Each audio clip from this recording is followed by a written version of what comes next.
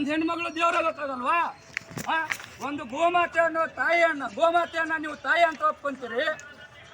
ಸೌಜನ್ಯಗಳಿಗೆ ನ್ಯಾಯ ಕೊಡಿಸ್ಬೇಕು ಅಂತ ಇಡೀ ಕರ್ನಾಟಕದಲ್ಲಿ ಎಲ್ಲ ನ್ಯೂಸ್ ಚಾನೆಲ್ಗಳಲ್ಲಿ ಬರಬೇಕಿದು.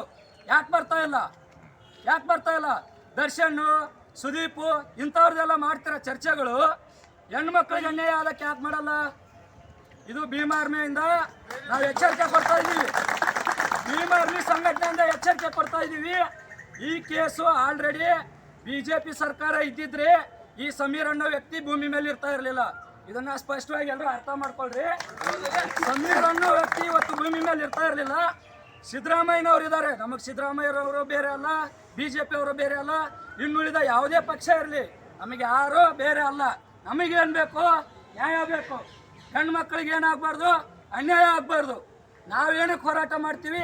ಅನ್ಯಾಯದ ವಿರುದ್ಧ ಭೀಮ್ ಆರ್ಮಿ ಹೋರಾಟ ನಿರಂತರವಾಗಿರುತ್ತೆ. ಇಲ್ಲಿ ಭೀಮ್ ಆರ್ಮಿ ಸಂಘಟನೆ, ನಮ್ಮ ಕರ್ನಾಟಕ ಭೀಮ್ ಆರ್ಮಿ ಸಂಘಟನೆ ಇರೋವರೆಗೂ ನಿರಂತರವಾಗಿ ಈ ಹೋರಾಟ ನಡೀತಾನೆ ಇರುತ್ತೆ. ಇದು ಎಲ್ಲರ ಗಮನಕ್ಕಿರಲಿ. ಈ ಮುಖಾಂತರ ನಮ್ಮ ರಾಜ್ಯಾಧ್ಯಕ್ಷರ ಮುಖಾಂತರ ನಾವು ಎಚ್ಚರಿಕೆ ಕೊಡ್ತಾ ಇದ್ದೀವಿ. ಅನ್ಯಾಯ ಆಗಿರೋ ಸೌಜನ್ಯರಿಗೆ ನ್ಯಾಯ ಕೊಡಿಸಲೇಬೇಕು. ಏನು ಈ ನಕಲಿ ಮಾನವಗಳಿದ್ದಾರೆ, ಇದೊಂದು ಇವಾಗ ಧರ್ಮಸ್ಥಳ ಒಂದು ದೊಡ್ಡ ದೇವಸ್ಥಾನ ಅಂತ ನಾವೆಲ್ಲ ಹೋಗ್ತೀವಿ. ಅಲ್ಲಿ ಬರೀ ಒಂದು ಹೆಣ್ಮಗಳದ್ದು ಮಾತ್ರ ನಾವು ಮಾತಾಡ್ತಾ ಇದ್ವಿ. ಯಾವಾಗ 2012ರಲ್ಲಿ ಆಗಿದೆ ಇದು ಅನ್ಯಾಯ. ಆದರೆ ಇನ್ನೂವರೆಗೂ ಬೆಳಕಿಗಿರಲಿಲ್ಲ. ಅವಾಗಿಂದನೂ ಹೋರಾಟ ಮಾಡ್ತಾನೆ ಇದ್ದಾರೆ. ಇನ್ನೂವರೆಗೂ ನ್ಯಾಯ ಸಿಕ್ಕಿಲ್ಲ. SIT ಮಾಡಿದ್ದಾರೆ. ಆಮೇಲೆ ಈ ವಿರುದ್ಧ ಹೋರಾಟ ಮಾಡಬಾರ್ದಂತ ಎಲ್ಲ ಹೇಳಿದ್ದಾರೆ. ನಾವು ಒಪ್ಕೊಂತೀವಿ ಅದನ್ನು. ನಾವು ಕಾನೂನನ್ನು ಉಲ್ಲಂಘನೆ ಮಾಡೋಂಗಿಲ್ಲ.